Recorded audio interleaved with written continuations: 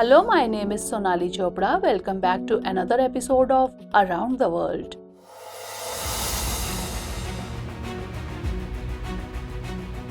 It is often rightly said that those who set fires for others are bound to get burned themselves. Similarly, Pakistan is currently engulfed in the flames of separatism. While various parts of the world are ablaze with conflict, including regions like Russia, Ukraine, and Israel, Hamas, sparks of rebellion have now erupted in Pakistan's Balochistan province. In fact, separatists in Balochistan have once again unleashed terror. This attack was carried out by the Baloch Liberation Army, which is demanding the creation of a separate nation. The attack resulted in the loss of many lives. Given this situation, it is natural to ask why the Balochistan province remains so troubled and what impact this internal conflict will have on Pakistan. In today's episode, we will explore answers to these questions. Pakistan, a country located in the Asian continent, has recently become a focal point of discussion due to its political and global policies. Beset by both external attacks and internal strife, Pakistan today finds itself at a crossroads.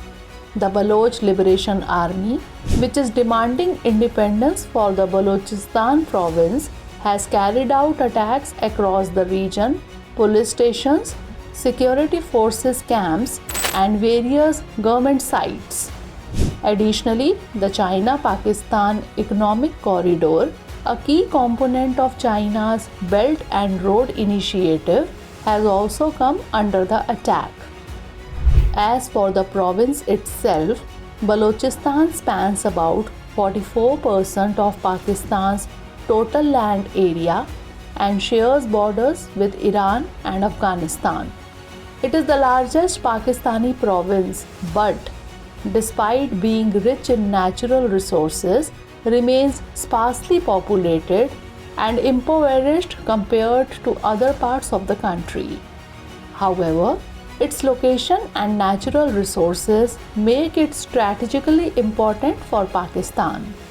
The Gwadar port, located in the Baloch province near the Gulf of Oman, is seen as a significant point, and China is involved in mining projects and the construction of an international airport in Gwadar, which extremist groups in Pakistan vehemently oppose. If we delve into the pages of history, we find that since 1948, the Balochistan province has been the site of bloody rebellions, brutal state repression, and a sustained Baloch nationalist movement. At the time of independence, the province included the major princely states of Makran, Lasbela, Kharan, and Kalat, whose tribal chiefs had pledged allegiance to the British. The chief of Kalat was the most powerful, and the others held feudal loyalty to him. As British withdrawal from the subcontinent approached, the last Khan of Kalat, 𝐸𝐻𝐿 Khan, openly advocated for an independent Baloch state. He hoped that his personal friendship with Muhammad Ali Jinnah would help him secure his state rather than join Pakistan. However, the British, wary of Soviet expansion in the region, strongly opposed this and instead pushed for the merger of Kalat into Pakistan. Complicating matters further, 3 of Kalat's feudal lords wanted to join Pakistan. Thus, by October 1947, Pakistan changed its stance and began pressuring for the merger. A merger treaty was signed, but even before the ink had dried, opposition began, and the bloody rebellion continues to this day. For the recent rebellion, Pakistan has indirectly blamed Iran, although Iran has denied any involvement in such conspiracies. Commenting on the situation, Prime Minister Shehbaz Sharif said that the aim of these attacks is to disrupt CPEC development projects and create a rift between Islamabad and Beijing.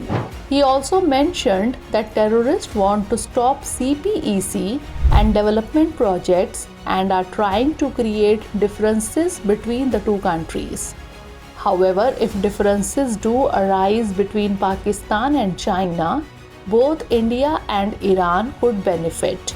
To understand this, consider that India would want China's investment to exit Pakistan, thereby further weakening a country already in an economic crisis. On the other hand, Iran would prefer that Chinese investment in Pakistan ceases so that this investment could flow into Iran.